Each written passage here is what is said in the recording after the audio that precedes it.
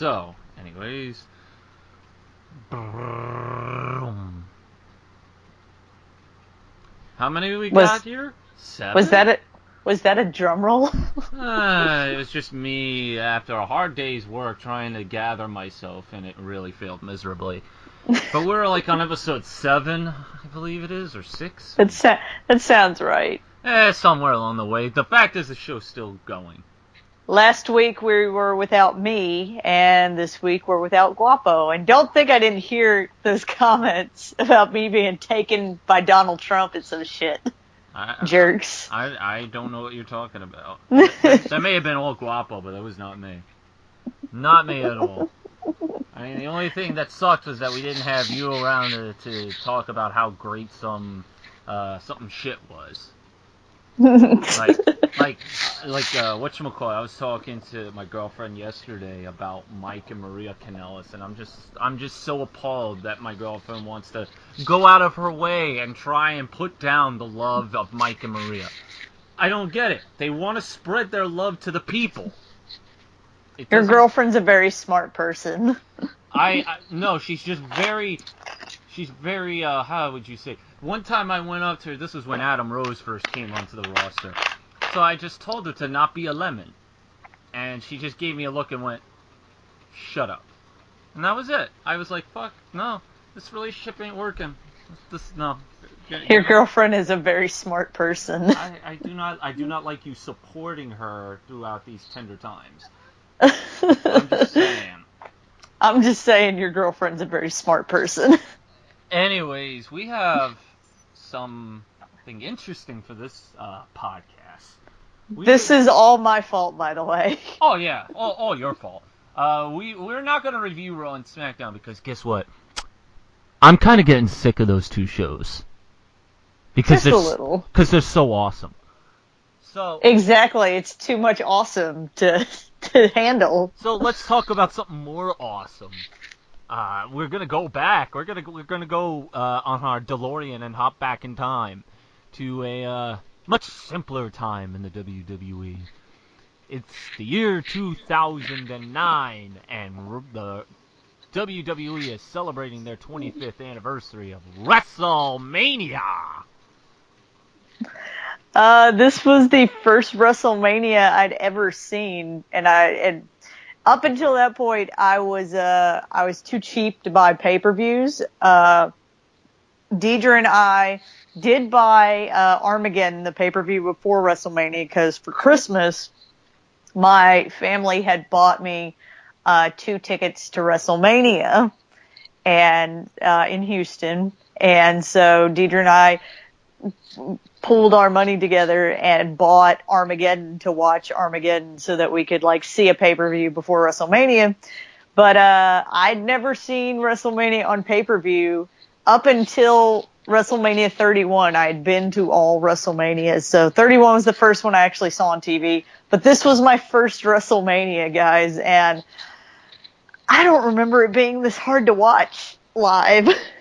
There's a lot of backstory to the lead up to WrestleMania 25 for actually the both of us. Mm-hmm. You and I actually started talking a month prior to this event. Was it a month prior to WrestleMania? It was shortly after your birthday. I do remember that. Because you guys, you and Deidre had shot your first ever video. And I remember, I forgot who sent it to me. It might have been Paul. We were a couple videos in at that point. We didn't have very many, but I know we had a few because the first people to plug us were a guy named Coffee Ninja, who I still am friends with on Facebook, and the very infamous Spinnernet. Oh, yeah. But I got introduced to you by Paul Morris. And I think, yeah, you're right. You were 2-3 videos in. And I watched... Not very many. Yeah, I watched the first video of yours. You're just basically introducing yourself. You were only a fan for 2 years at that point. Deidre was 6 months. And I think what made it so hilarious was that you specifically stressed in the video you are brand new fans. You're not hardcore into it just yet. You don't have the knowledge. And somebody came onto your video and tried to quote-unquote educate you.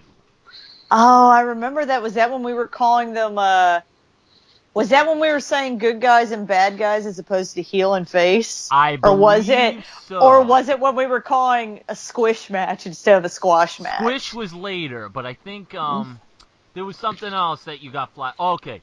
You got flat because you said that Undertaker at WrestleMania should face Vladimir Kozlov. I don't remember that. I was young and naive. You said that because at the time Vladimir Kozlov was undefeated, and so undefeated streak versus undefeated streak. That's why. I remember it because somebody gave you shit for it. I don't think that's a bad storyline. It is. You know what? It's great. This was at the time when Vladimir didn't have a theme, so it makes it that much better.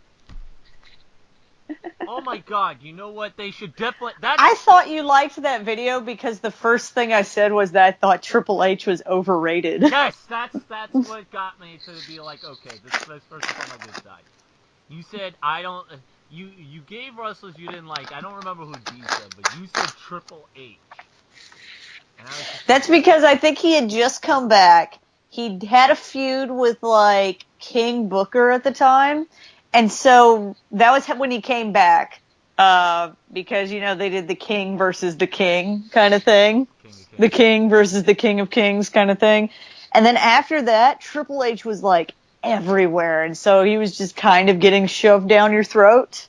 Yeah. And so I was already kind of sick of him. Yes, I do remember that. That was my first introduction, but at the time, now let's see, going back, because we're talking about WrestleMania 25.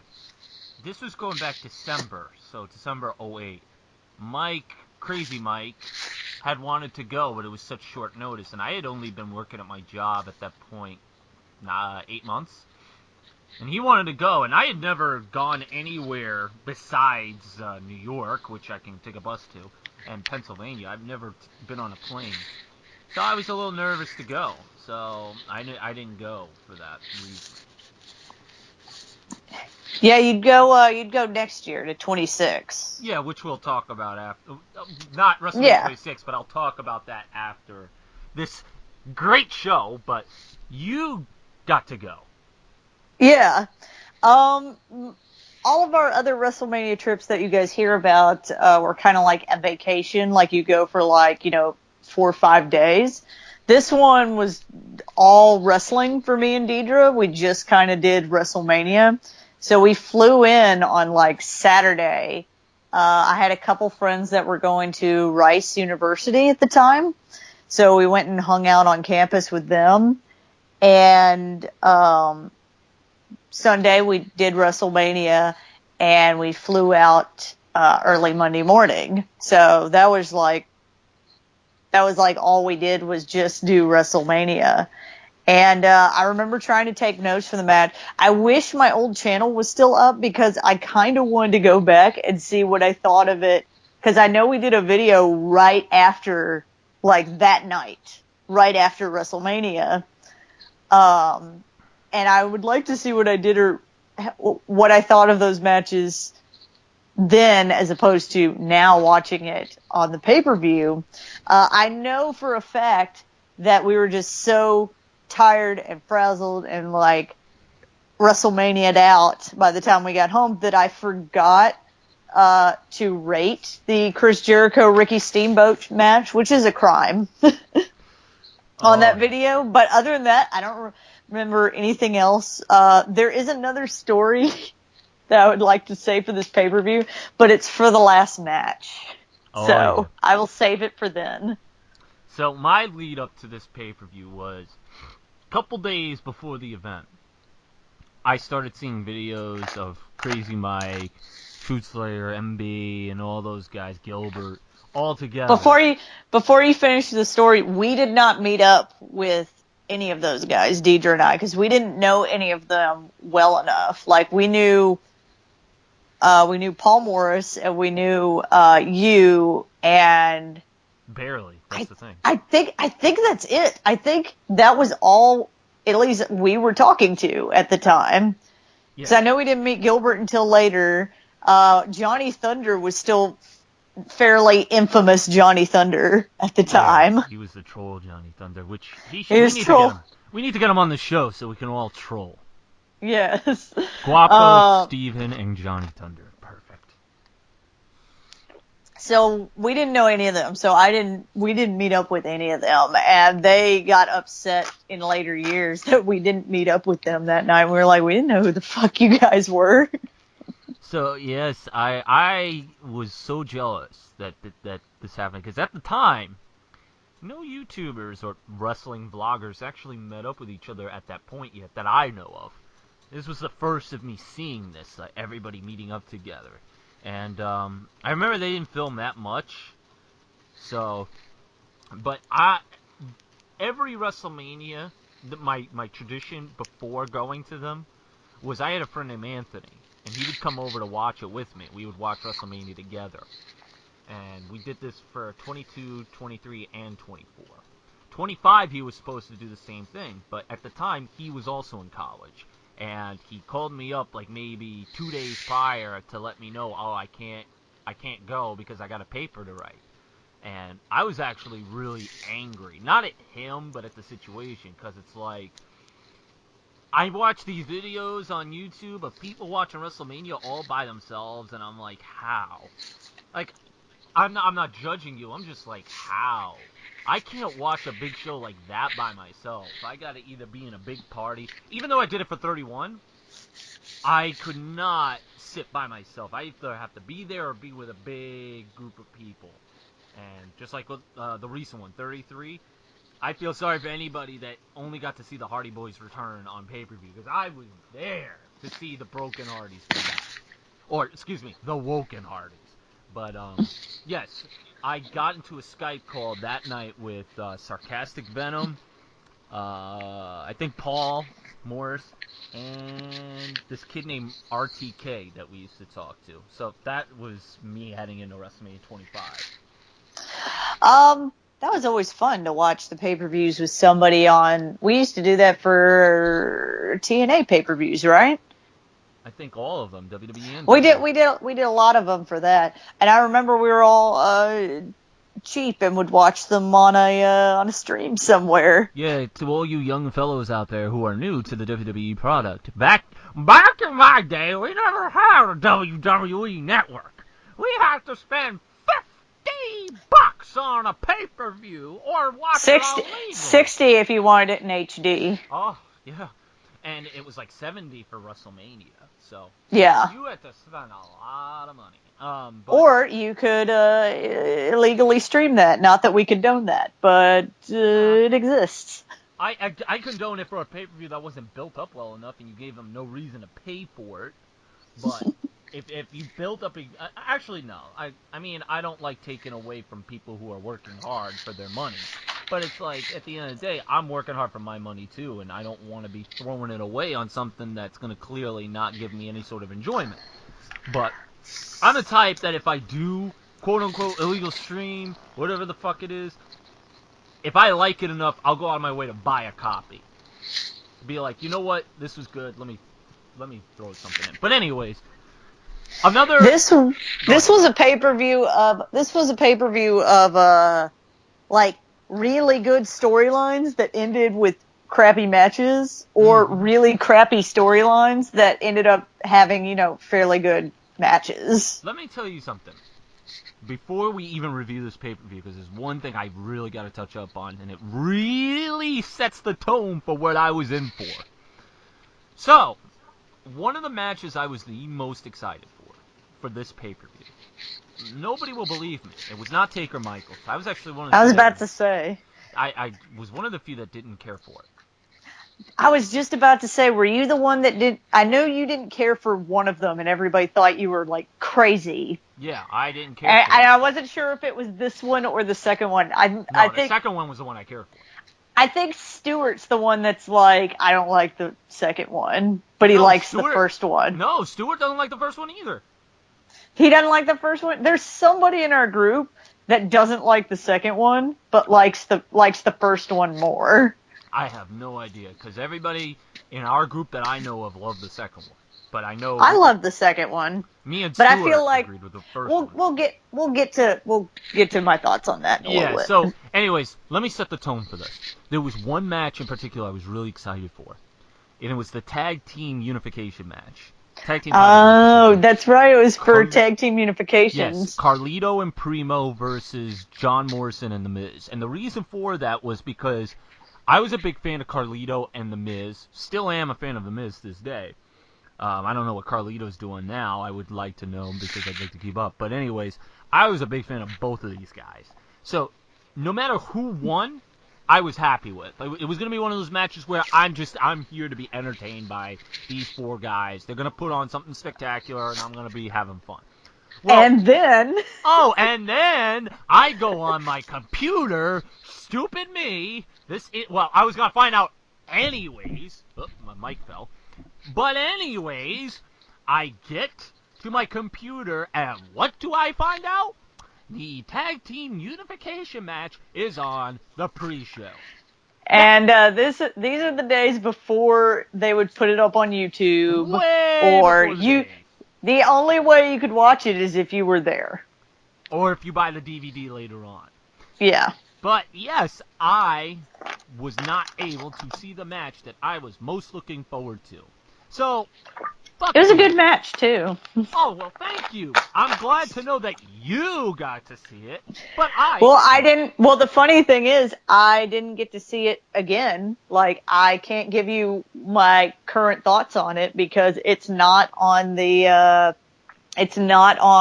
when you watch it through the WWE Network, it's not on the show. Fucking assholes. So you can't. I had to remember that there was another match, because I went to go look up how long each match was, so, I just Wikipedia'd that shit. And it was Colognes versus Miz and Morrison, unification tag team titles, lumberjack match. I'm like, oh yeah, that was, but it wasn't on you can't rewatch it. Yeah, and they never put it up on the network at all, because again, this was before the time of that whole, pre-show nonsense. So, that was the start of what So that set him off. Oh yeah, and I was excited for this pay-per-view because I thought it was going to be spectacular, based on the card, based on the build, and all that. So, let's start with this show, this awesome show. The first match of the night was the Money in the Bank ladder match back when they had it on WrestleMania. Before I get into that though, I kind of miss the Money in the Bank ladder match being at WrestleMania because I feel like it gave, for the most part, at least one really exciting match at WrestleMania. There is at least one match that I feel like you could be kind of excited about. Yeah, at least that was my opinion on it. Why do that when you can have themed pay-per-views like Hell in a Cell, TLC, Fatal 4-Way, Singles Match, Triple Threat? I really want a pay-per-view called Singles Match. We had one called Fatal 4-Way. It's Tap out. Well, breaking submission. Tap out, submission. Count out. There we go. Count out. That's awesome. All right. Then there could be a bunch of puns leading up to the show how they're going to get counted out. Yes. They, count you out of your career. John Cena will cut a promo and say, Rusev. With a pun. Yes, Rusev, we're going to kick you out of our country, my ring, to the outside and count you out. While Donald Trump fills the wall, preventing him getting back in. So many puns. It's awesome. You know what? WWE needs to book this. Yes. Count out the pay-per-view. Oh no! Disqualification. Yes. No, clearly it would be DQ. DQ. Yeah, there you go. They won't get copyright infringement from Dairy Queen. DQ. Awesome. DQ. Write it in jagged zigzaggy letters with a lightning bolt under it and shit. Oh my god. I can't wait for this. Okay, WWE's watching this right now. Vince McMahon, his eyes are bugging out of his head. DQ. DQ. Remember, if you do this pay-per-view, I expect a dividend check in the mail. Or if you want to do it, it'd be called no DQ. Fuck that. No DQ is so easy. Like, okay, every match is no DQ, but imagine if every match, your only way to win is if you get the other person disqualified. The other person has to be disqualified. Fucking awesome. You can't disqualify yourself and win. You have to get them to be disqualified. Dude, wrestling can be awesome sometimes if they just allow us to book it. I'm telling you, ratings would go sky high. Sky high. Back to the match at hand. Oh, this awesome pay-per-view. I had a hard time, like, people's music would start, and I'd be like, who is that again? Because there's a lot of people with older themes that, like, got a new theme later. So, CM Punk's in the match, pre-Cult of Personality. Even pre-Straight Edge. Yes. Mark Henry with Tony Atlas. MVP, who is the United States champion at the time. Finley with Hornswoggle, and he looks like he's wearing this getup. It looks like a leather jacket with Demolition's, like, spike pads glued on to just one shoulder. Oh, maybe they were paid. It's so weird. Maybe. It was so weird. Let's see. Shelton Benjamin, the gold standard. Kofi Kingston, this is his first WrestleMania appearance, so he's still Jamaican at this point. Oh, I thought it was South African.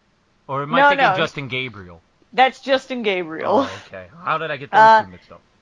Kofi is still Jamaican at this point. Captain Charisma, Christian, and the Demon Kane, but before he was called the Demon Kane. I don't think he's even called the Demon now that Finn Balor's here. He's not even Kane. He's Glenn Jacobs.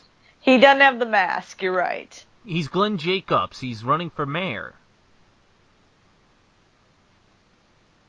So that's who's in Money in the Bank. They're hyping up that CM Punk won it last year. Let's see what I have notes-wise written down. Watching this match, I feel like modern Money in the Bank matches are a little less, what's the word? Like, they don't do as much crazy stuff. Like, this match in particular had, like, you know, Kofi Kingston at one point props a ladder from the outside of the ring against the ropes, against another ladder that's going horizontal because it's shoved into the steps of another ladder that's underneath the thing, and he, like, runs from the floor up this other ladder that's, like, bouncing the whole time, and then onto the horizontal ladder, which is also bouncing on one end, and then up, and, you know, then eventually gets knocked off at some point. But I feel like they just did more stuff. At some point, Shelton Benjamin jumps off one of the tallest ladders onto the floor, onto a pile of people, and I feel like he fell on his head and almost died. No, he does a flip off the ladder onto a bunch of people, and I feel like he almost died. Well, yes, because later in that year, I think they had just released, like, some sort of concussion-related material involving the Benoits and all that. So, because I remember prior to TLC, there was something so significant that happened that could have made WWE into a bad guys. So that's when TLC 09, when Christian and Shelton Benjamin had their TLC match. While it was really good, you could clearly tell they were playing very safe. So yeah, this was prior to that. Yes. So, like I said, I just feel like this match was pretty crazy. There was, you know, I think this is the one where Christian does the what's his finisher called? Kill switch. He does the kill switch off of a horizontal ladder onto the floor and shit. I don't know. There's a lot of crazy moves on this match. Winner is CM Punk. He becomes a 2-time Mr. Money in the Bank. And people were actually booing. You should keep that in mind. Yeah, that's true. No, people were not happy that he won again. Because his first Money in the Bank briefcase went over so well. It was so awesome. But looking at the competitors, I'm not sure who anybody wanted to win. Like I said, I wish I could go back to my old video. Christian, he was super popular. Well, because he had just returned. Mm-hmm. He returned like a month prior. So Christian would have been the choice. I think people would have been okay with Kofi, although it would have been too early for him. MVP. I don't remember if MVP was in the doghouse by this point, but he would have been another one. Well, it was a good long match. It was 14 minutes and 30 seconds. I would say it's one of the only good matches of the night. But it's a match that, while it was good, the ending kind of left you on a sour note. Yeah, I mean, like I said, I didn't feel that way this time, but, retrospect, hindsight's 20/20 kind of thing. Right, it's, 8 years since then, so. Yes. So now you're just kind of watching based on, unless I went back and, read the storylines that were going on and everything, I don't know if it bothered me now. I know it bothered Master Boo Boo at the time. Oh, gee, I wonder why. Was this before or after the infamous Punk video? Oh, this was before. The Punk video was in relation to, I think it was around the time when CM Punk cashed in Money in the Bank on Jeff Hardy. That's on Edge. No, I thought you cashed in on Edge, or did he cash in on Jeff Hardy? That's right, he cashed in on Jeff Hardy. This particular Money in the Bank, he cashed in on Jeff Hardy, yes. Yeah, I remember Deidre was pissed about that when we watched the pay-per-view when that happened. I was pissed too. I was like, really? You're going to take it away from all these people that have been supporting Jeff Hardy for so long? That isn't until I realized that Punk was going heel, and he was awesome. Mm-hmm. Anything else on this match that you would like to add? I mean, it was a standard Money in the Bank ladder match. I don't remember too much of it other than that I was really rooting for Christian because I'm a Christian mark. I've always been a Christian mark, more so than Edge. And I was hoping that he would have won, but this company never had faith in Christian anyways. And some of the names in here, like Mark Henry, Finley, even MVP, okay, Christian, Kofi, Shelton, CM Punk, even Kane, they're good for these types of matches, but Mark Henry's not that mobile. Finley is near 50. No, he was 50 a bit at this point. God, no. Kane at this point was always a person you would throw into a match like this. He wasn't gonna win, but he was good for the match because, it'd be like, look at this monster Kane. Like, if you had, an Elimination Chamber match at that time, around that time, Kane was usually in it. Yeah, he was just a name you threw in there. You're just like, well, we need somebody big in this match. Oh, wait, yeah, you're Undertaker's brother. You go in there. We'll give you something.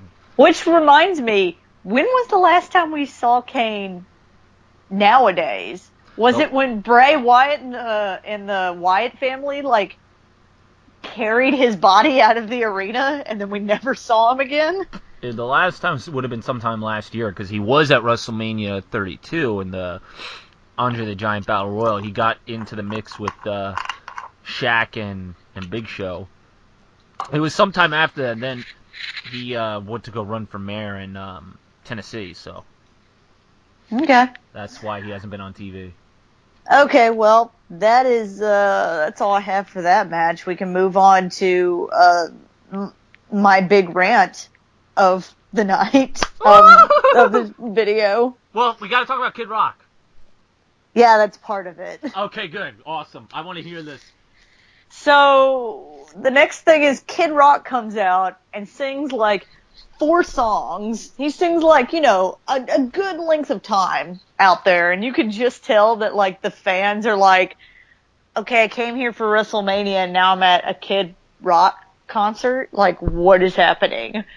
And so he's playing and then whatever. And then all of a sudden they start playing the song, and the divas start coming out. So for WrestleMania this year, they did a Diva Battle Royale, and anybody from the last 25 WrestleManias could have been there, kind of thing. And they had announced a few people, but not really everybody, and there were supposed to be some surprise entrances. So the ladies don't get an entrance. They all have to walk through while Kid Rock is still singing in the middle of the of the ramp. So, they all do the thing where they have to dance up against him. I guess that was a thing that they had to do. So none of them got an entrance. So you didn't really know, unless you knew the women's roster, who all was in the match. You definitely didn't know that, Jackie was in there, Joy was in there, Molly Holly was in there. At some point during the match, the commentators are even like, oh my god, that's Molly Holly. They don't even know who's in the fucking match. Because the ladies do not get an entrance at all. Zero entrance. They fight for, about 7 minutes. And, there's an extra woman out here who, quote, nobody seems to recognize. So, of course, Santina Marella, or, Santino Marella in drag. So you have this big match to crown the first Miss WrestleMania, and they don't get an entrance. Their entrance is during the Kid Rock concert. You're not sure who all is in the match unless you're aware of who's on the roster, and that even then you don't know that Tori Wilson's also in the match. And then a man in drag wins the first Miss WrestleMania. Can we just say, people bitched about the fact that the first women's Hell in a Cell match was a little boring. They don't feel like they utilized the cage. It's matches like this one. You can't see me holding up my notebook furiously. It's matches like this one that make me go, it's fine. What we have is great, women's wrestling wise, because this is a pile of hot. Why even have a women's match? Why even? You could have used that 7 minutes anywhere else on the show. It was just a goddamn waste of time. If you were not going to even, you build this thing to be like any diva from the past 25 years could show up. And I think had Trish Stratus or Lita decided they were going to come back, they maybe would have made a big deal of it. But they didn't get them, and so they're just fuck it. We're just going to have them come out with no entrances. You're not going to know who the fuck is in the match.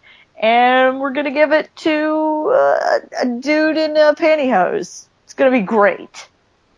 Fuck this match. Honestly, I thought this was match of the night. God damn you. This was probably the greatest thing ever. Because Fuck you, Steve. What this match tried to exemplify was that even a man can do a better job at being a woman than a woman can. This was awesome. Fuck you, Steve. I love this. I love this. This is a wet pile of hot garbage, which I didn't think was a possible thing because you can't be wet and hot at the same time, but wet pile of hot garbage. Well, it depends on what terminology of wet you're talking about here. Not the good kind. Ah, gotcha. But I love knowing the fact that a match that's based on nostalgia and getting me to, mark out of old names, I couldn't even tell who was in there. Supposedly, this woman by the name of Joy Giovanni, who competed there for a very short time, she was in the Diva Search, was in the match, and I couldn't find her. Nope. I to this day can't find her. Molly Holly, I'm surprised she was in there because she disappeared when she left, and she only reappeared just recently at the Hall of Fame when Beth Phoenix got inducted. It's like, and again, they decided that the winner of this match needs to be a transgender. I think this match was great because you're right. It was super progressive for its time. It was very progressive. It was very social justice warrior type. By the way, Sunny was in this match too. Did you know that she was in the match? I actually did find her, yes. And I just remember that she was always bent over and looking down at something and always thrown around doing the same thing, just looking down. Tori Wilson, I know, was in here, and the only person that we got a clear shot of was Victoria, who did her famous taunt. But see, it wasn't a markout moment because she had left only like a couple months prior. It was simple. It was the same thing when the 15-man Battle Royal on Raw 15th Anniversary. They had Scotty 2 Hotty in the match. Scotty 2 Hotty had been released like only a few months prior, so it was like the nostalgia glasses weren't on at that point. They needed to be gone for a lot longer.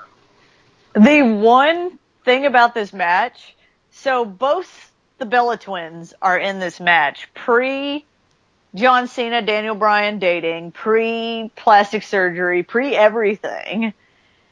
And, you know, I'm gonna be the bitch, and I've always said that, you know, I'm not denying that they don't work hard and and train and stay in shape and do all the shit you have to do to stay relevant in WWE. But they talk about how they earned their fame, how they earned their big headlining spots in the women's division in WWE in general. This is a clear indication of how they did not. Because they barely used them at all. They would leave, you know, a couple years later, when their contracts ran out, they would leave WWE, and they were only a big deal again when they came back, and this is, you know, when they were dating Daniel Bryan and John Cena, is when they returned back to WWE. I mean, not immediately, but they had been dating them and then they came back, kind of thing. And that's how they became these mega stars. They're in the match too. Oh. I'm not saying they don't work hard. They clearly do. Everybody in WWE works hard because you have to stay in physical shape to do all this shit. You have to, you know, stay camera ready, all that bullshit. But you didn't 100% earn this shit.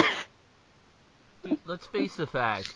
A lot of the most protected talent always had been given the benefit of the doubt. Like, the only one guy in recent memory that actually had to work for a spot was Daniel Bryan. And that's because the fans were behind him. I mean, I would say Dean Ambrose, but yeah, you know what? I'll throw Dean Ambrose in there because the benefit of his doubt was that he was locked in with the company's top dog. And so they were going to protect their top dog. And so, in essence, they had to protect Dean Ambrose as well as Rollins. So, yeah. By the way, going back to that, go ahead, finish your thought. I was pretty much done, but yeah. Maurice is the Divas champion at the time of this match. Was she? I thought it was Beth. No, it was Maurice at the time because she walks out with the title. That's the only reason I know that. Oh, she comes out with the title. Alright, let me correct myself. Beth Phoenix was in that program with Santino. They were together. That's right. Yes. And this is the only women's match at WrestleMania, and I think that WrestleMania before there weren't even women's matches, so, you know, baby steps, question mark. Like, for anybody that's, like, bitching about the women's revolution and how we need more of this and more of this and more of this, this is what I started watching wrestling. Like, I'd only been watching wrestling for 2 years at this point. And this is what a women's wrestling match was. This was a big-time women's wrestling match. It was on the WrestleMania pay-per-view. Be a little grateful. Just a little. Oh, shit. I just noticed that Gail Kim was also in this match. Yes, Gail Kim is Alicia Fox, Brie Bella, Eve Torres, Gail Kim, Jackie, Jillian Hall, Joy Giovanni, Katie Lee Burchill, Kelly, Layla, Maurice, who is the champion at the time, Michelle McCool, Mickie James, Molly Holly, Natalia, Nikki Bella, Rosa Mendez, Sunny, a girl who doesn't even have a last name. Her name's just Tiffany. Oh, Taryn Terrell, who was once Drew McIntyre's wife and was GM of ECW and then went to TNA and became boring. And then Tori Wilson, Victoria. So, yeah, I do remember Gail Kim because she was in the game that year, SmackDown Show 2010. So that would mean she would have to have been debuting at the very minimum the week of WrestleMania. So it's okay. I could see that. But, yeah, what a plethora of names there. Beautiful, great names. Just a great list.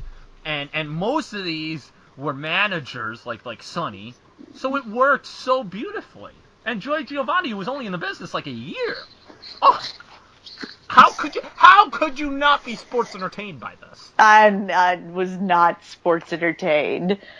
It made me grateful for even the level of women's wrestling we have now. I mean, we bitch about the Raw women's division a lot and how it could use some more direction, but there's a fucking Raw women's division with a storyline where people talk. Yeah, but why only have two people talk when you can have, how many were in here? 25! And nobody talks or has entrances. Well, they talk to each other, that's good enough. I mean, why do All we right, need that's my rant. That's my rant. We don't have to hear them talk. It's none of our business. Fuck it. Anyways, now that we just got over this awesome 5-star match that was clearly a 5-star classic to be put down. This is, whenever they talk about women's wrestling, this should be what inspires little girls to go be a wrestler. Half of these names are irresistible forces, and the other half are immovable objects. You will never get a match like this ever again. This was once in a lifetime, ladies and gentlemen. Once in a lifetime. With that said, what was next? The Legends versus Chris Jericho. Yes. This match originally, when the storyline began, was supposed to be Chris Jericho versus Mickey Rourke. Yes. But then there was a lot of controversy. Mickey Rourke didn't end up. I don't remember the whole story, but it had something to do with either Mickey Rourke or Mickey Rourke's people decided, it wouldn't look very good for you to be on this, because wrestling wasn't like a big thing at this point. It wasn't this big deal. And, it didn't make sense because he just starred in a movie about a wrestler. Yes, that was the whole storyline. Was Chris Jericho was talking about how glorifying these old legends, Mickey Rourke being in that movie, and it was supposed to be Chris Jericho versus Mickey Rourke, and either Mickey Rourke or his people decided that since he was probably going to maybe win an Oscar that year. Like, he was definitely going to be nominated, and there was a strong possibility he could win an Oscar for that role. And they didn't really want him, super associated with WWE. So then they kind of had to, pull a mulligan near the end and make it to where Chris Jericho fought all these legends. And then Mickey Rourke was supposed to be in their corner. And then he wasn't even that. He was just kind of in the crowd. So Chris Jericho fights Rowdy Roddy Piper, Jimmy Superfly Snuka, and Ricky the Dragon Steamboat with Ric Flair in their corner and Mickey Rourke in the audience. After the match, Jericho taunts him into getting in the ring and essentially just gets punched in the face by Mickey Rourke. One time. They do a little boxing thing, and he gets punched in the face. This match was, mediocre at best until it was Chris Jericho versus Ricky Steamboat, and then it was a great match. It made everybody realize, holy shit, Ricky Steamboat can still fucking wrestle the pants off half the roster, man. Yeah, I mean, it wasn't 1980s Ricky Steamboat, but fuck, it was still better than 80% of the roster at that time. He's, I did the math, he's 54 in this match. Yeah. Ricky Steamboat is 54 years old in this match. Makes sense, because I think he was around 30 at the time that he won the Intercontinental title, so. But, yeah, Ricky Steamboat was, he had the Shawn Michaels effect, where he took so much time off of wrestling, and then he came back, and he was still great. But, you want to know what's sad? I mean, and he also had Chris Jericho to work with. That's not a bad combination at all. No. But the sad part is that the Legends team, 2/3 of them are no longer with us. Oh, I just realized that. Yeah. Yep, Piper and Unless Snuka. you, yeah, Piper and Snooker are both gone. Oh, you have no idea how hard it hit me when I found out Piper died. Like, it killed me. Nearly killed me. Like, the way you reacted when Shawn Michaels lost his retirement match, that's how I was when Piper died. I literally was, like, choked up. That's how bad It's rough. it was. It was damn rowdy, for sure. But, yeah, it ended up being a match that I wasn't excited about, and then it ended up being a really good match. Once it was, Jericho versus Steamboat. The other two, you could tell they just couldn't go as much anymore. I think this was around the same time that, like, I feel like around this era, every time they invited Rowdy Roddy Piper back on TV, I feel like he was so just wasted, just so drunk. I was always shocked when he was on TV. I'm like, are they getting away with this? Just putting him on, all right, we're just putting him on TV. I preferred that than at that point when he got fat. Like, there was one point he got real fat, and that was bad. That was even more embarrassing. So, but what made this funny was that after the match, Ric Flair came in to fight Jericho, and he got his ass whooped. And Ric Flair talks about how WrestleMania 25, it was more like a wham bam thank you ma'am. I just got in there, got my ass whooped, got paid, go home. Yeah. And then, the Legends do lose, and then Ricky Steamboat, or not Ricky Steamboat, Mickey Rourke comes out and punches Jericho in the face. What? After a obnoxious amount of taunting and Jericho's taunting him to get in the ring. It drags so long. Like, first he has to, consult with his guys that are next to him, and then he's not sure if he's gonna get up, but he still talks to them, and then he goes out, and then he kind of paces up and down the ramp, and then he takes way too long to go up the stairs. All that. Then he does this whole boxing thing, and then he tries to jab at Jericho twice, and Jericho looks frightened, oh shit, maybe this guy can actually fight, and it was cringy. And what bothered me was that not even just here, but just in the months leading up to it, all that build for this. This is what you get. One punch. And keep in mind, everyone keeps saying, oh, Mickey Rourke was a boxer, so it makes sense. Yes, but let me ask you guys a question. Who was on Raw the next night? Because, as I recall, I don't think Mickey Rourke showed up. Well, and also it's strange to think, here's Chris Jericho, he's fallen off of ladders, he's been hit in the face with stuff, I think this was after his feud with Shawn Michaels. Yes, it was. Where, he got, he broke a tooth at some point. Yep. And, Mickey Rourke comes out and one hit, face down. That ain't right.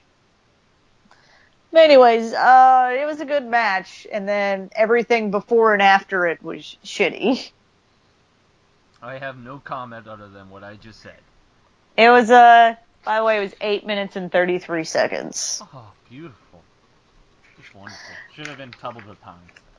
I'm not sure if that counts, the what felt like eternity that it took for Mickey Rourke to get into the ring. I'd just like to add, you're not the goddamn Undertaker, okay? You don't get a 20-minute entrance. Speaking of which, I was just saying this on Cult of Kayfabe. In 5 years, Iron Sheik will have finally made it to the ring, according to Bobby Heenan. Anybody? WrestleMania 17? Next match. Matt Hardy versus Jeff Hardy. Extreme Rules match. This storyline had been built up pretty big. A lot of bad things have happened to Jeff Hardy. This was the year of the infamous where Jeff Hardy got attacked in a stairwell, and they kind of made it look like it was a legit thing, like it happened, like it was right before a pay-per-view, and it was like on news networks and shit that Jeff Hardy been attacked. Like they made it look like before they didn't make it look like, people run up in backstage and go, oh no, Jeff Hardy got attacked, somebody get a trainer, like none of that shit. Like they made it look like, no, Jeff Hardy got attacked, like leaving his hotel room and shit.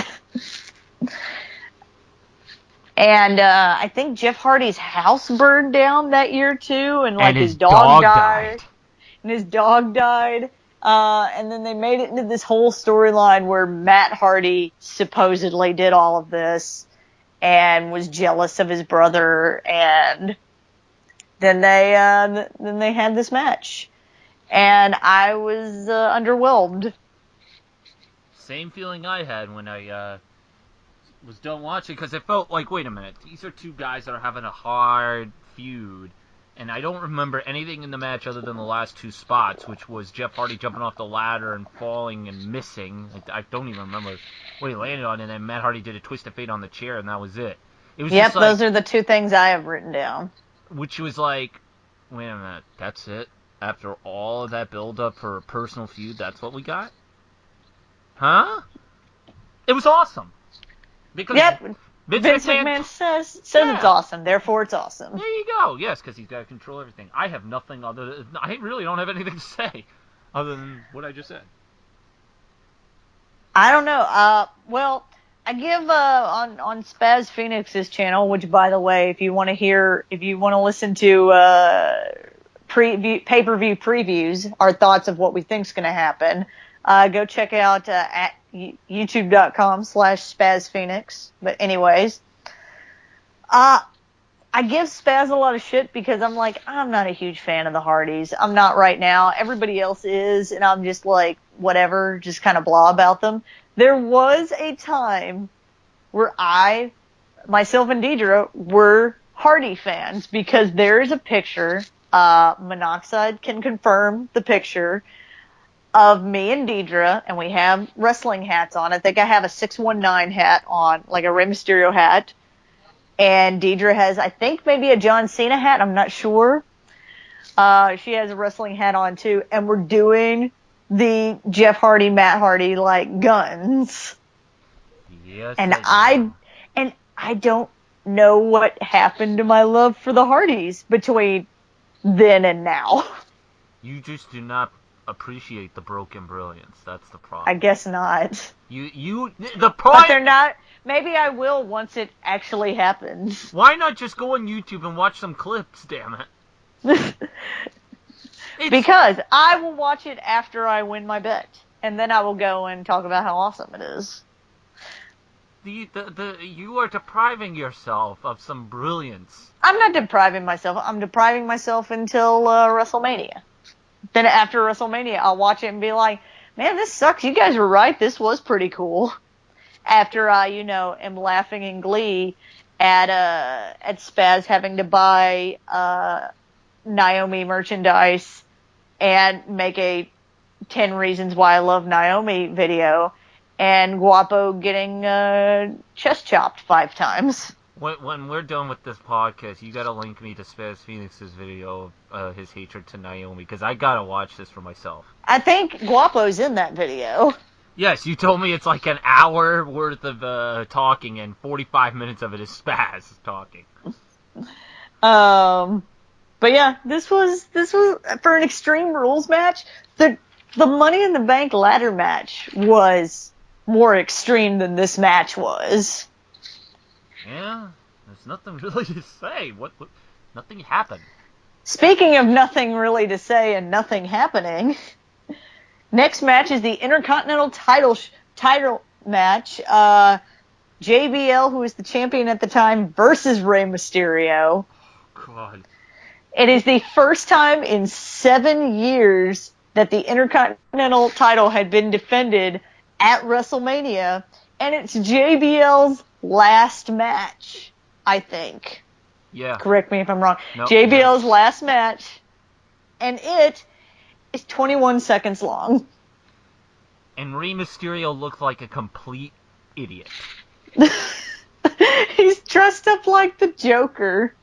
It's not even the Joker. It's like if the Heath Ledger Joker decided to get a plague mask and put Joker face paint on it. It looks so horrible. You know what it actually looks like? There's a comic, it's going to be an obscure reference, but there's a comic where the Joker dies at some point, and this crazy guy gets a hold of the Joker's body and makes a mask out of the Joker's face. Does he cut it off and put it on himself? Yes. I read that, yeah. Makes a mask out of the Joker's face. It kind of looks like Rey Mysterio made a lucha mask out of the Joker's face. This was... And then gave it a mohawk. Oh, yeah. So, plague mask Joker mohawk. He looked like he came from a fucking, like, horrid G.G. Allen punk rock concert. That's how fucking ridiculous this guy looked. The match is 3 moves, ending in the 619. And that is it. So, let me... I haven't really talked about how I was during this pay-per-view. So, every finish at this point, from CM Punk winning, to the Battle Royal, to Jericho winning and then Mickey Rourke punching him, to Matt Hardy winning an underwhelming Extreme match, to Rey Mysterio winning in 21 seconds. Every finish left me, Rob, RTK, going, what the fuck did we just watch? Like, at this point, there was no hope for there to be any sort of, like, enjoyment found in the show. But since Vince McMahon said so, I loved it. It's the greatest WrestleMania ever, until the next WrestleMania. Exactly. I will not watch another WrestleMania until next year. Until next year. Mm-hmm. There's nothing else to say about that match. I don't want to talk more about that match than that match lasted, and we've already done that. Well, that's the problem. I think this podcast will probably be longer than WrestleMania itself. Next match. Match of the night. Definitely. It's one of the 3 only good matches of the whole night, in my opinion. Shawn Michaels versus The Undertaker. This is the first one. This is not the one where Shawn Michaels would retire. A lot of people are not as big of fans of this one as the other one. I feel like to make the second match so good, you need this match to happen to build that storyline for next year. Are you sure? Because everybody, will give you shit if you don't give this match 5 stars. I liked the match. I thought it was a great match. It's weird that essentially Shawn Michaels is the heel in this whole feud. Like, he does all the heel tactics. He attacks Undertaker from behind. Even though he represents God. Even though he's like the light and he is the dark, and Undertaker is the darkness. Which makes that was part of my problem in the first place with this feud. It was like, wait, why is Shawn Michaels representing the light of heaven, all of good? Undertaker represents evil and fire and brimstone. Yet Shawn Michaels is being the fucking underhanded prick here. Yep. Can you at least agree with me on this? With this match and, next year's match, can you at least agree that now, seeing how The Undertaker's career ended and how the streak ended, how comparing this match to those would make you sad? Would make it just because Undertaker had 2 great matches with Shawn Michaels and then a great match with Triple H. And then the last couple WrestleManias is just kind of whoa, you forgot one. Sad. You forgot one. CM Punk. CM Punk's was good too. But I don't think it's as good as those 3 I just mentioned, but yeah, because they clearly go downhill. after it. Slowly, but...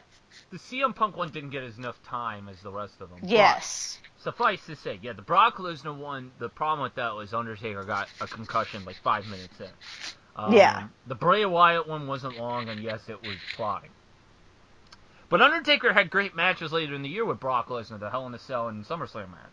But the Shane McMahon one, I'd have to watch it again. I don't remember it being bad as bad as people made it out to be. I don't think it was bad. I think it was just bland. And I think that's kind of what happened to Undertaker near the end of his wrestling career. The Roman Reigns match was definitely bland. I will give you full... And you go ahead, sorry. Oh, I'm just saying, like... I'll say this, yes, the quality definitely went down as the years went on. He was not as mobile as he once was. I mean, in 2009, even in 2009... where he was like in his mid-40s and already hurt, he was a lot more mobile than a couple years later. It's like almost like you wish it would have ended, like you didn't want Taker to go, but I almost wish, retrospect, hindsight's 2020, I wish Taker would have gone sooner than much later. I wanted like this match, or like this caliber match, or the one at 26, or the one he had with Triple H. Like, I wanted that to be Taker's end. There were 2 times they had a perfect opportunity to end it. It was either at 28, when he faced Triple H a 3rd time, when they had the end of an era, or at 30, when he lost to Brock. But I think when he lost to Brock, it should have been done. We thought so. I thought it was, but sadly, he went on to do 3 more. And none of those matches were bad, but it was just like, it was taking longer and longer for Taker to recuperate. Like, you were essentially needing up to the next WrestleMania for him to recuperate. I thought the Roman Reigns match sucked, to be honest. Yeah. I thought that sucked, but that's... Anyways. I wouldn't know. I didn't watch it. I didn't watch last year's Mania because I was 33? unimpressed. Yeah, I was unimpressed by what they had on the card. I'll just say this. I thought 33 was the 3rd best WrestleMania I'd been to. Only behind 26. Actually, no, it was tied with... As a WrestleMania or as a WrestleMania trip? That's an important distinction. Both. Both? Okay. Both, yeah. I thought it was the... Actually, I put it on par with 26 as far as a quality show, but the best will always be 30 for me. 30 was by far the best I've been to. But anyways, let's see what other notes I have about the Undertaker match. When he does the dive out of the ring, Undertaker falls on his head, like what I would call Lita levels of falling on your head. Like that match she had with Trish Stratus where she did the suicide dive out and crumpled onto her head kind of thing. Landed on her damn neck. It was like that. Was that when Trish Stratus had that face mask on? Yes, she had, because Lita had broken her nose the pay-per-view before. Yes, I remember this spot. Quote, broken her nose. I remember this spot. Now, here's my criticism of the match that everybody loves. The first 10 minutes felt so directionless. Like, it felt like the vibe that I got for the first 10 minutes before that big spot was Undertaker and Shawn Michaels had no idea where to go with this. That may have not been the case. Maybe somebody else can interpret it differently. But my interpretation was there was no flow to that first 10 minutes. It just felt like they were just going with whatever they can go with. And go ahead. And until Undertaker did that diving headbutt onto the outside, they had no sense of direction. It wasn't until that point that they finally had some sort of leverage to go on. I don't know if this helps or if this helps is not the right word. Justifies is the only word I can think of. You can help me think of a different word when I say it. the camera angles for this match, because when I saw it live, and then I didn't go back and watch it again until now, kind of thing. Watching the match live, just from the angle that we had, the match looked better from our angle than the camera angles presented to you on TV. Because I got a much different vibe, especially of that first, 10 minutes that you're talking about, from watching it on here than I did watching it live. I do remember being in a call. Actually, you know what? I didn't even bring this up. I was actually talking to Spinnernet too at this time. And I do remember before the big head dive, everybody was saying this was the match that everybody was craving about. That was the thing. But from what I heard live, the head dive, some people actually got taken away from the match because they were more afraid of if Taker was actually alive. Exactly. It was nasty looking. We were on the opposite side of the ramp. The ramp's on one side of the arena, we were on the side directly opposite of the ramp.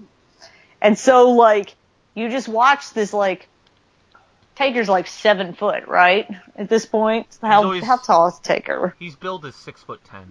6'10". So almost 7 foot guy. Dives, so he's running away from us, dives, and you expect to see some of him, out completely, because of how he crumpled onto himself at that point, completely, disappeared. So you're like, that's not good. A guy that big, you can't see any of him on that side of the ring. Yeah. It was a scary spot. It was a spot that definitely took away from the match for me personally. But once Shawn Michaels tried to work it to where he was going to try and win via countout, that's when the match got interesting. But it doesn't take away from the fact that at some point in the beginning of this match, I was incredibly bored. I'm not going to lie. I was incredibly bored. And that, to me, a 5-star match, if I'm going to give something 5 stars, I've got to be intrigued from start to finish. Yeah. I can see that now, because I know I gave you a lot of shit back then, and now watching it on the camera, I kind of get where everybody's coming from. And we've always said on any podcast or show that we've ever been on that when you go to WrestleMania, even if the match is shit, it's a lot. The match is always better live, even if it's a shit match, than if you're watching it on pay-per-view.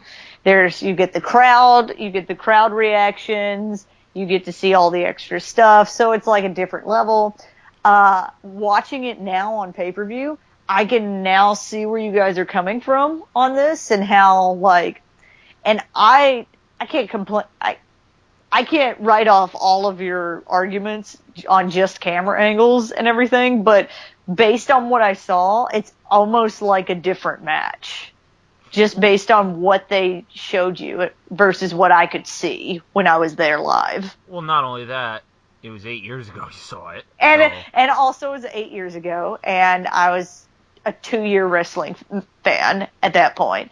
All of the, quote, great matches that ever happened in WWE happened before I started watching wrestling. I entered the shittiest era of wrestling. I got you beat. You started in 07. I started in 95. I'm sorry. I got you beat. But to be honest, out of all the arguments we've ever had from the time we've known each other, this is one of the ones that you barely really gave me shit for. We may have argued about it once or twice, and that's about it. We've never really gotten into too much depth with it. But other than that, yeah, it's a great match, definitely, when I look back on it. I do remember go ahead. I was just going to say, I think it's overrated simply for the fact that people call it the greatest match of all time, and I could think of even simply WWE matches, or simply Undertaker matches, or Shawn Michaels matches that were better. I've already got one off the top of my head. Shawn Michaels versus Kurt Angle at WrestleMania 21. One of the greatest fucking WrestleMania matches of all time. Because from start to finish, I've fucking got my eyes glued, even after the umpteenth time of viewing it. I love that match.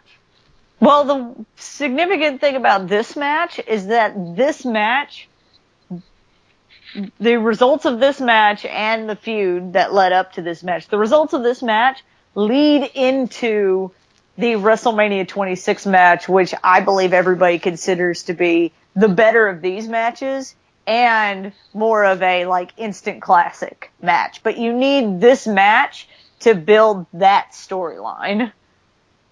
Yeah, I would say more the people I associate with like the first one better, but I don't think they understand the historical significance of both. I'll say both of them, but the second one in particular because it was obviously Shawn Michaels' last match, and I got to be there for it. So I'm Well, going to say, and haha. the storyline for the second one, I feel like was a much better storyline, whereas this Oh hell first yeah! one, this first one was your generic, I'm gonna beat the streak, I'm awesome storyline that everybody does whenever they faced The Undertaker at WrestleMania at that point. It had a little more oomph because he's Shawn Michaels, he's known as Mr. WrestleMania kind of thing, but it was still the same storyline, but because he loses in this match, the next year when they start his desperate attempt to one, get The Undertaker to agree to face him again, and two, when he finally puts his career on the line and gets the match, that extra level that match had because of the stakes. Oh yeah, and I But you hate. need this match to do that. But I remember some people argued, "Oh, why are they gonna have this match? It's gonna ruin the significance of the first match. It's not gonna be as good." And I just put my hand over my head, and I'm like, "Wait a minute. So what you're telling me?" Because I do remember a rematch that happened that was considered just as good as the first match. Maybe not. They were considered both great matches. It would be Shawn Michaels versus Razor Ramon ladder match. WrestleMania 10 was their first one, which is considered a 5-star match. Then they had a rematch, same stipulations, same title, at SummerSlam 95. Still a great match. Everybody considers that the match of the year for that company. I don't know. Personally, I was like, wait a minute. How are you going to say that? Secondly, they're actually building a story here. A story that, for a while, hasn't been done for The Undertaker. That was needed for Mania. It's not just, I want your streak. I'm desperate to beat your streak. And I'm willing to put my career on the line for it. So, but that's for WrestleMania 26 if we ever review that. So. Well, after this, the show goes, depending on if you follow Vince McMahon's every word, up or downhill after this match. I don't even think I even made it up that hill at that point yet. I think I was still down there trying to climb my way up. And I just kept This tripping up. match was 30 minutes and 44 seconds long, Oh, yeah. It was by very the way. long. So it was the longest match of the night. One of the longer Mania matches. Next up, we have for the World Heavyweight Championship, the champion Edge faces Big Show and John Cena, triple threat match. I felt a little bad because, you know, after the Shawn Michaels match and Shawn Michaels and Undertaker match, why would you make one of your titles follow this match? Like one of your big titles. Yeah, I don't. The only thing I remember was the month prior, Edge had won the Elimination Chamber to get this title. He had lost in one match and then got into another and won that. You know what was funny about that Elimination Chamber match, too? He stole Kofi Kingston's pod. Like, Kofi Kingston won a spot in the Elimination Chamber. He attacks Kofi Kingston, beats him up with a chair on the outside of the Elimination Chamber, and then locks himself into the chamber. And I guess the storyline is that the officials were like, oh, fuck it. Sure, he's in the match now. Yeah. I mean, we got nothing better to do. Might as well just fuck him in. Fuck it. I mean, not that no, you're not in this match, that's Kofi's spot, like, you don't get to just beat him up and then, because apparently those were the rules. Apparently that was the rule for that match, is if you just happen to beat up somebody who had earned their way into the Elimination Chamber and then took their pod, you were now in the match. This was awesome. This year was awesome. Just because Vince McMahon says it's awesome, therefore it's awesome. I love Daddy You know what, Vince.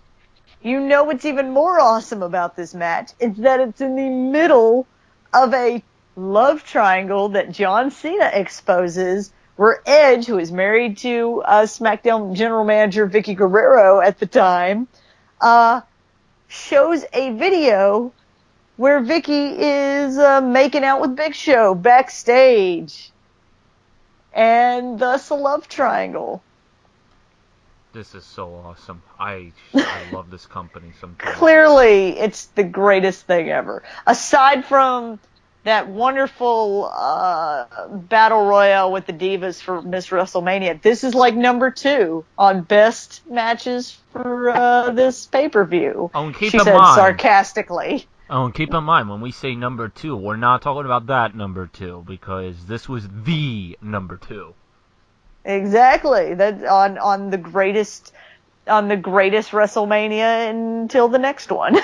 Exactly. I'm not gonna watch another WrestleMania until next year. Till next year.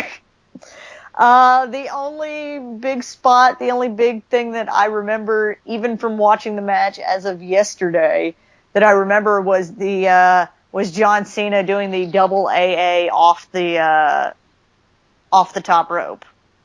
Even to this day, I still refer to it as the FU. I can't. You know, the double FU. Double FU, yeah. Double where FU it's like rope. Big Show, where it's Big Show, and then Edge is kind of flopped on top of Big Show. John Cena's not even holding on to Edge. He's just holding on to Big Show. Edge is just laying on top. Oh, and keep in mind, out of the 11 reigns that Edge had, this was like the 6th or 7th or 8th one that only lasted a month. It's awesome. It's awesome to know that he can win the title all the time, but not hold it for long. It is, yes, nowadays they call that the Sasha Banks. Oh, yeah, Sasha Banks definitely took her gimmick from Edge. Yes, exactly. And did it twice as good because she only held on to her title, for a couple of days. But at least, what's-his-face, Edge had the common decency to lose it to multiple people. Unlike Sasha, she just likes to lose it to Charlotte. Yep, that is it. Yeah, this match was I didn't care. It's 14 and a half minutes of shit. By this point, of number 2. I just did not, my soul was taken away, whatever was left of it at that point. So, yeah, so awesome. Oh, can we talk about the main event? Yes, we can. Oh, this wonderful main event, this awesome main event. In all seriousness, this main event had a really good storyline build up. They had this thing with Randy Orton where he was, he had won the Royal Rumble, so he was guaranteed a main event spot at WrestleMania. And he just starts attacking members of the McMahon family. I think he beats up Vince. Does he beat up Vince or Shane? He beat up Vince. He beat up Vince the Raw before Royal Rumble. He beat up Vince and then won. That's right. And then he won the Royal Rumble, so they couldn't fire him about it.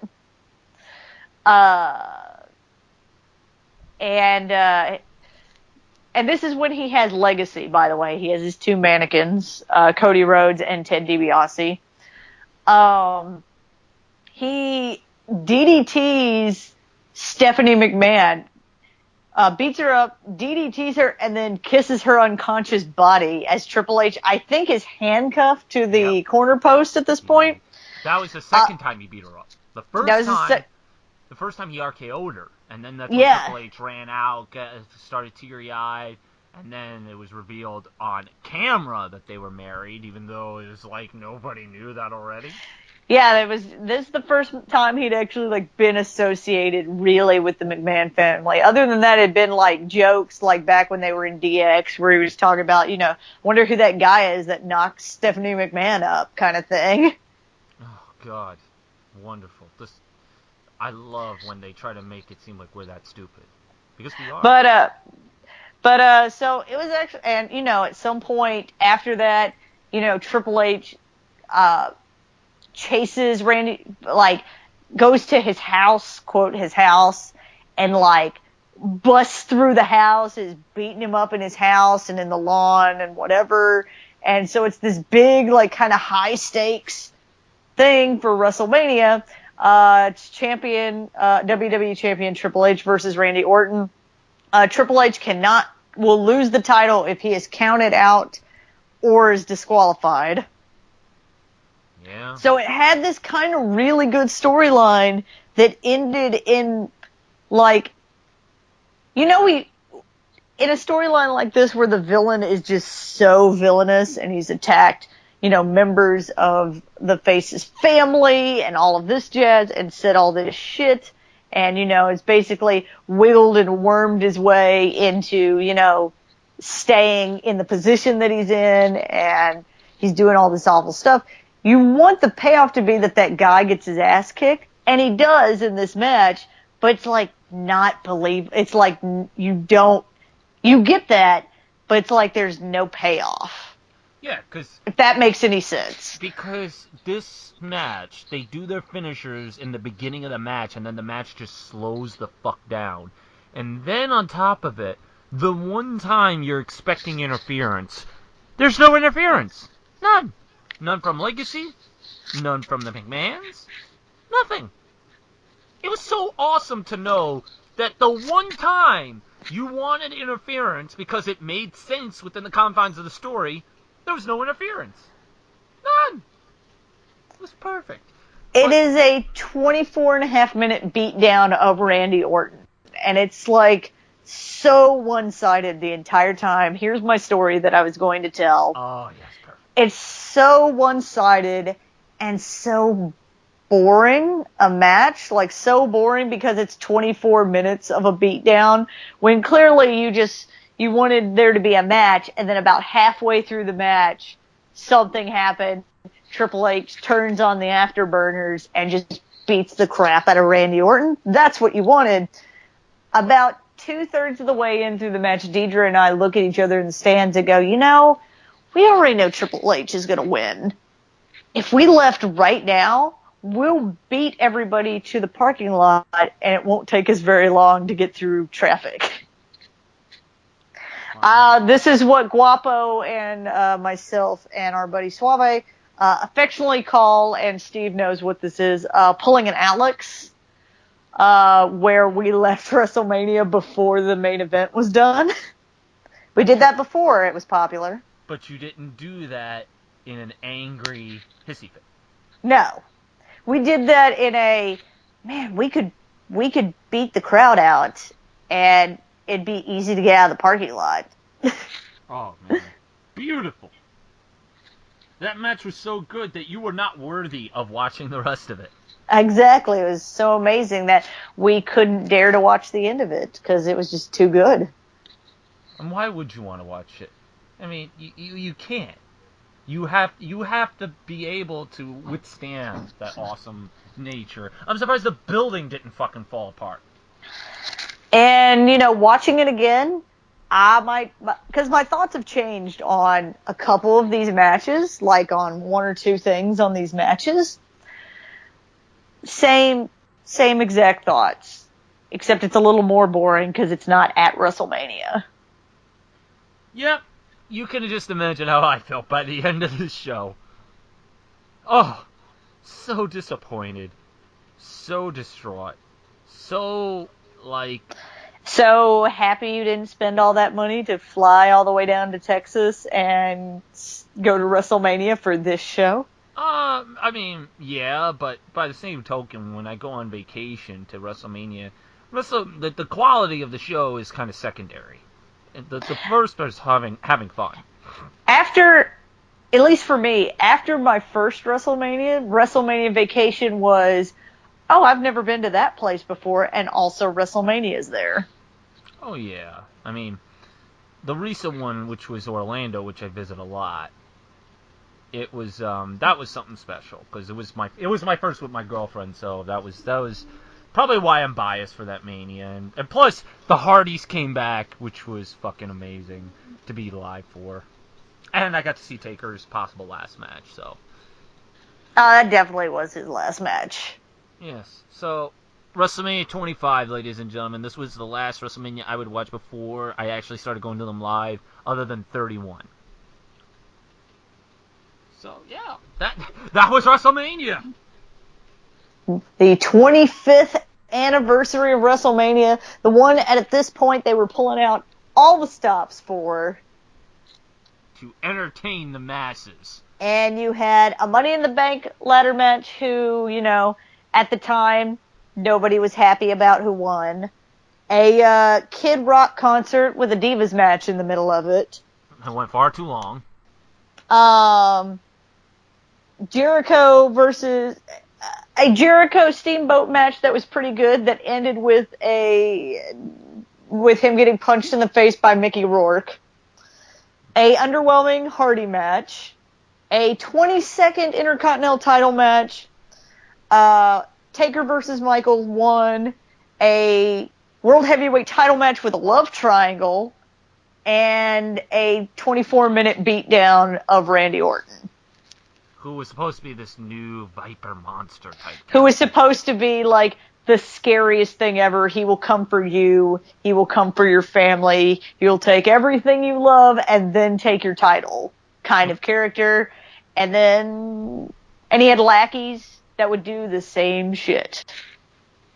And he would eat you all alive. Yes. He was supposed to be like WWE's version of I guess the Mexican cartel, where he's supposed to be that level of scary. And Triple H was going to be our valiant knight who saved us, and then he did, and it was underwhelming. I still think that because Vince says so, it was awesome. It was the greatest pay-per-view ever until the next year. Yeah, and the year after that, or maybe even the next pay-per-view next month. You know what we didn't do on this show? And I don't know if it's because you didn't prepare for it. We don't have a storyline of the week. Oh, yeah, I didn't prepare for that. So let's just go with the whole DQ pay-per-view route. Yes, DQ pay-per-view was the storyline of the week. Yes, DQ pay-per-view storyline. Did you hear my last week storyline? No, I didn't get to that far. I thought it was in the beginning of the show. No, it's after y'all's little bit where you're talking about my Facebook post about transgenders. Is it? Did we talk about that? You did, because the reason why I didn't make it to the last show is because Donald Trump whisked me away to some secret black ops jail because of my Facebook post about how I was displeased about him banning transgenders from the military. Okay. Or, quote, that Facebook post. Okay. Alright. Fuck it. Fuck all you people who want to be another gender. Because Donald Trump is coming for you. Unless you're, Santina Marella. Santina Marella. I mean, Santina Marella, that's also nice. So anyways, that was WrestleMania 25. I'm sorry I made you go through that again. Shit, whatever. I mean... But it will always hold a little place in my heart, because it was my first WrestleMania. And it was probably the last time I actually threw up in my mouth. My first WrestleMania until 26, and then I was on a streak for a while. I went to WrestleMania 25 through 30. Yep. I went to 26 through 30, skipped 31, went to 32, and went to 33. So, that's our WrestleMania history, and we may have to go over that. So, if Guapo's on the next one, we'll have to talk about WrestleMania 30. Well, I think next time we should let Guapo pick a pay-per-view, because the last time we did one of those retro pay-per-views, it's one that you picked. That's true, and you picked So I think we should let Guapo pick a pay-per-view. It better be something really, really bad that I love it. Otherwise I'm not gonna watch it. I refuse to watch something so awesome. No, it's not happening. Exactly. But I just like to make one note before we end this. I'm looking at the poster to WrestleMania 25. And I'm gonna name everybody clockwise, right? That's on this poster. And I'm gonna leave somebody certain for last, okay? Okay. Jeff Hardy. Okay. Face paint or no face paint? No face paint. Okay. That's important. Triple H. Okay. Undertaker. Okay. Okay. Edge. Okay. CM Punk. Mm-hmm. MVP. There's a lot of people, but bear with me. MVP. JBL. Okay. Big Show. Mm-hmm. Randy Orton. Okay. Rey Mysterio. John Cena. Clearly. Kane. Shawn Michaels. Mark Henry. Chris Jericho. And last but not least, R-Truth. One of these things is not like the other. I was about to say, was R-Truth? He wasn't even on the show. I don't even think he even appeared. He may have been one of the Lumberjacks in the tag title match that nobody saw unless you were at the show. So you couldn't have... And he wouldn't have gotten an entrance. Let me see here. Lumberjacks, Evan Bourne. Okay, yes, he was. He was a lumberjack, so we're going to put a lumberjack on the pay-per-view poster. he was a lumberjack, so he didn't get an entrance. So the only way you could have seen him is if you saw it on TV, which you didn't because it wasn't. So if because it was a pre-show, so unless you were in the front row. So if any of you are diehard R-Truth fans who are looking to look at some old school shows, and then you go and look at this poster thinking, oh my god, R-Truth! I can't wait to watch the show, I want to see where he's at. Then you go through 4 hours of this greatness, realize that R-Truth is not on here, and then you kill yourself because you are so damn distraught. WWE needs to be sued for this, because this is potential murder on our hands. Is he really on the poster? Go look at the Wikipedia page with the poster. Literally, like, I literally had, when you said R-Truth, I literally, like, looked back at my notebook and flipped the pages and was like, wait, R-Truth wasn't even on the pay-per-view. Exactly. This is false advertising. They did not deliver R-Truth to us. I am disappointed in you. Fuck this. Anyhow. Holy fuck, he is on there. Yes, because he's right in between CM Punk. Because I'm just going to sit here and make this up. Well, I knew he was going to be because you said he was going to be, but he's on there. Here, let me look. Here's another WrestleMania 25 poster. Let's see if he's on here. Oh, there's another one. There's two of them. This one has Triple H, Randy Orton, Shawn Michaels, Undertaker front and center, Big Show, Edge, John Cena, JBL, Matt and Jeff Hardy underneath, JBL and Rey Mysterio kind of on opposite sides, and then really teeny tiny in the middle, they have all the people in Money in the Bank, and then even tinier in the bottom corners are, I have to zoom in, are Miz and Morrison and the Colognes. Awesome. They're like, the two of them combined make up one of Triple H's pecs. One tag team. I love this. I love this. But at least all of the people, even as tiny as they are, that are on this poster are in the match. Are you? Wait, because I think I'm seeing the same one, and I just did WrestleMania 25, and then I did an image search and found this second one. Well, yeah, there's one with Chris Jericho. They're promoting the Chris Jericho Legends match, and all you see is Snuka's head, but not his body. That's awesome. All right, this show's going completely nowhere at this point. Well, it has to go off the rails at some point, or it wouldn't be this show. That's true.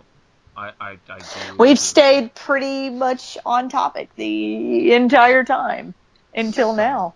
It's like a Christmas miracle. So anyways, ladies and gentlemen, that was another edition of Square Circle Breakdown. I hope you enjoyed this long review of one of the greatest shows until the very next year.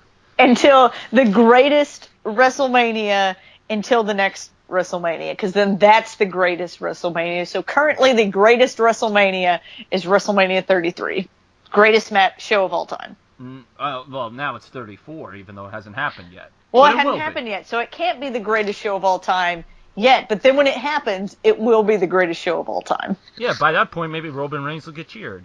But yay! we can't guarantee let's not go crazy. Oh yeah, let's not get crazy. We don't want to be in a twilight zone right now. We joke around a lot on this show. Let's not get crazy. I know. I mean, after all, we want to stay realistic here. I mean, Roman Reigns getting cheered, the Loch Ness Monster, Bigfoot. Come on, stop with your fucking rumors now. Anyways, ladies and gentlemen, it's time for you all to say goodnight. And maybe go fuck off a little bit, but whatever. Bye, guys.